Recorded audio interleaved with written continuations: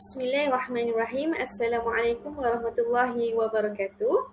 Nama saya Fatin Fatirah binti Ismail, bernombor matrik 079062.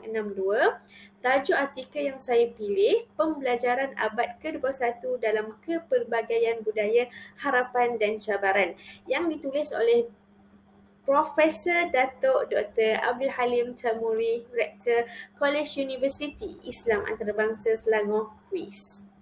Artikel ini ditulis bertujuan membincangkan pelaksanaan pembelajaran abad ke-21 dalam konteks kepelbagaian budaya di negara ini khususnya dan dunia amnya.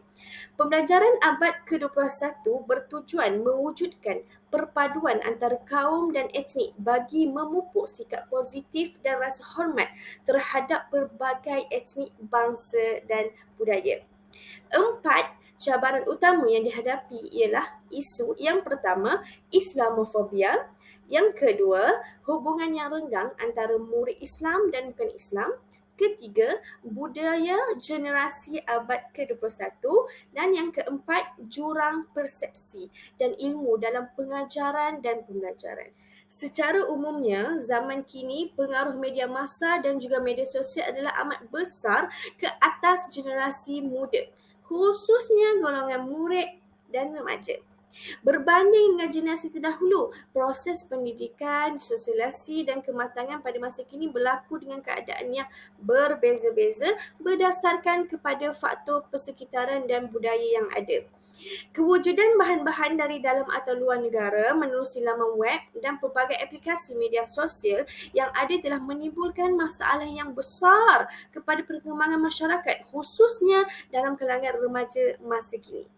Keadaan ini menjadi lebih serius kepada mereka akibat kesibukan ibu bapa yang menyebabkan mereka tidak dapat memberikan tumpuan kepada pendidikan anak-anak mereka dan mereka bebas melayari laman-laman web tanpa pemantauan, bimbingan dan kawalan yang sesuai.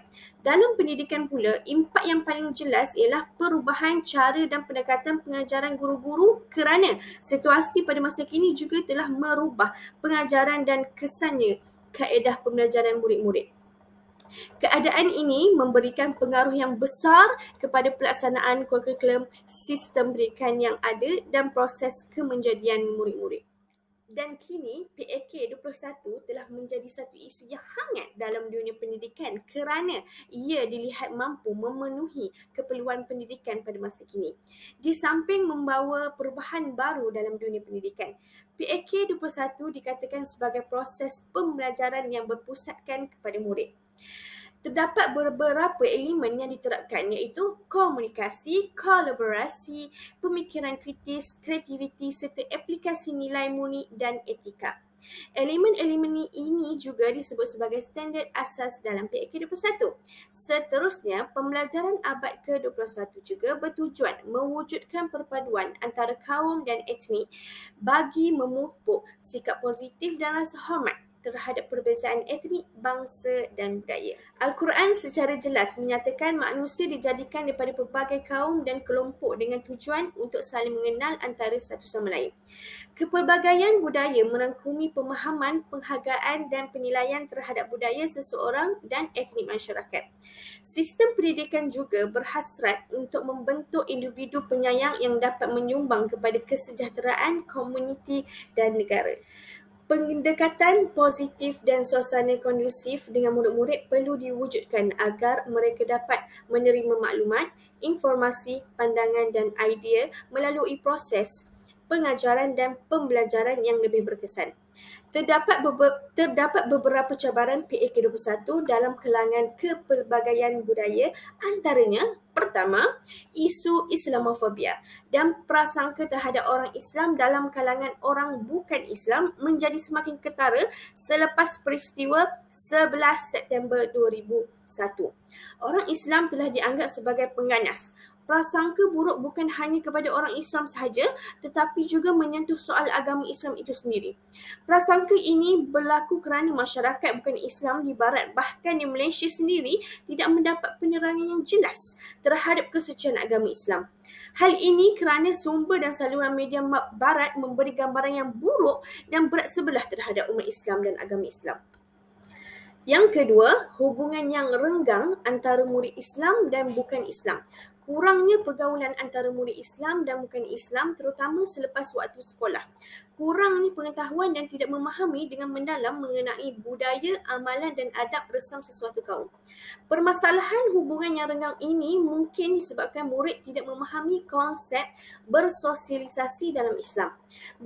Bahkan sebagai pelaksana co-curriculum, guru seharusnya meneliti setiap budaya murid-murid dan mempunyai pengetahuan mendalam terhadap murid untuk meningkatkan prestasi pengajaran mereka. Ketiga, budaya generasi abad ke-21 mengakses dan melayari media sosial yang semakin berkembang setiap masa.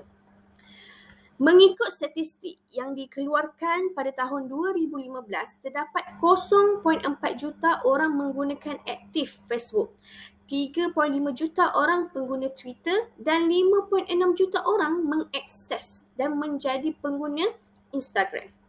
Kewujudan media sosial kini merupakan cabaran baru dalam dunia pendidikan kerana ianya telah digunakan secara amat luas dalam generasi muda. Hasil daripada perkembangan dan kemajuan teknologi dan kemudahan asas yang sempurna, impak budaya media baru bukan sahaja dirasai oleh remaja di kalangan bandar sahaja, malah ianya turut melibatkan cara dan budaya golongan remaja di luar kawasan bandar. Keempat, cabaran bagi para pendidik untuk menghubungkan jurang persepsi dan ilmu antara guru dan pelajar dalam pengajaran dan pembelajaran.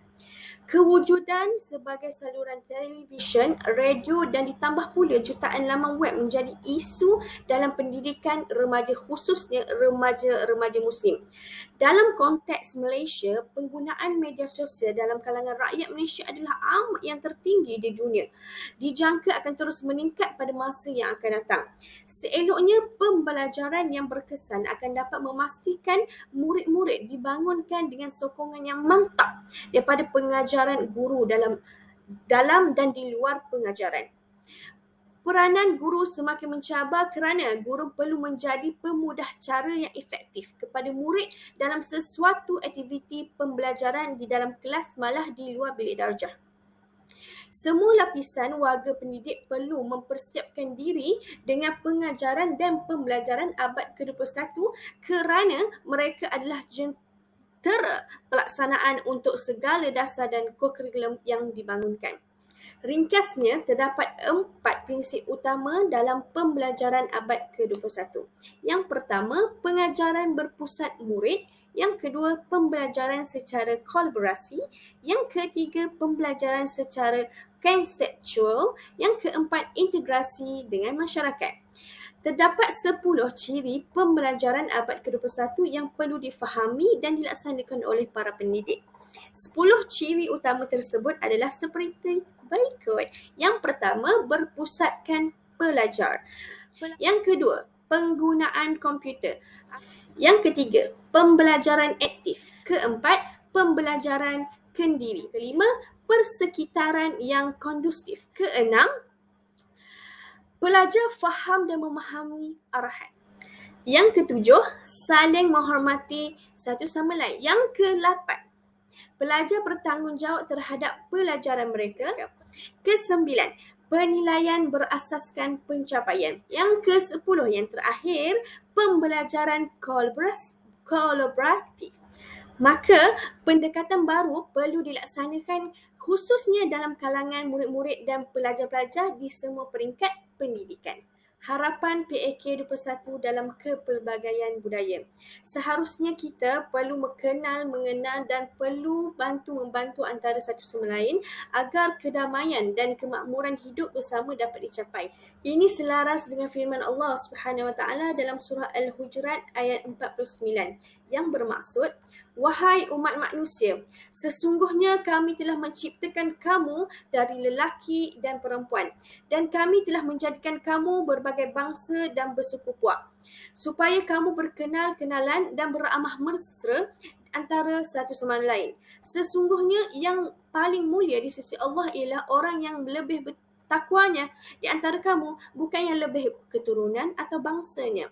Sesungguhnya Allah Maha mengetahui lagi Maha mendalam pengetahuannya, keadaan dan amalan kamu.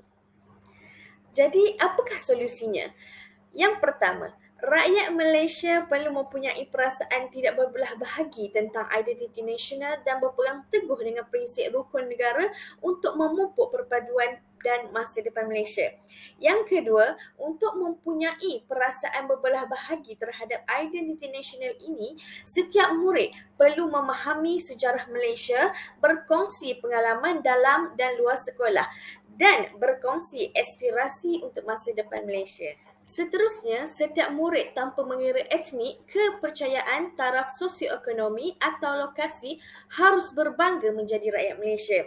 Secara lebih spesifik, kepelbagaian budaya di Malaysia menjadi satu peluang bagi guru Muslim dan pelajar Muslim menampilkan diri sebagai satu contoh yang terbaik dalam aspek personaliti, komunikasi dan sebagainya kepada murid-murid lain di sekolah. Sebagai rumusannya, PAK21 dalam aspek kepelbagaian budaya ini merupakan satu strategi dan perspektif baharu untuk memahami variasi pelajar dari masyarakat yang berbilang kaum dan budaya. Dengan ini, hubungan yang lebih harmoni dapat diwujudkan semasa berinteraksi. Yang kedua, bukan itu sahaja, strategi ini juga seharusnya dapat membantu para pelajar memahami kepelbagaian budaya yang ada di Malaysia supaya ianya dapat memberi kesedaran kepada pelajar tentang wujudnya kepelbagaian dari aspek nilai budaya, bangsa, budaya dalam masyarakat. Tambahan lagi, pelbagai cabaran yang digalas oleh guru yang berada di sekolah dalam mendidik generasi abad ke-21 di setiap ceruk Malaysia adalah untuk membentuk masyarakat yang majmuk.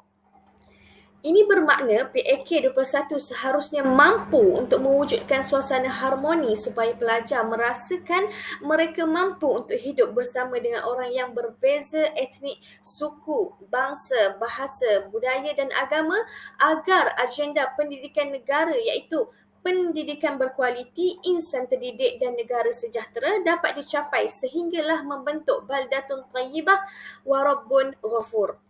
Itu sahaja yang mampu saya sampaikan pada hari ini. Semoga ianya dapat memberikan manfaat kepada semua. Assalamualaikum warahmatullahi wabarakatuh. Sekian, terima kasih.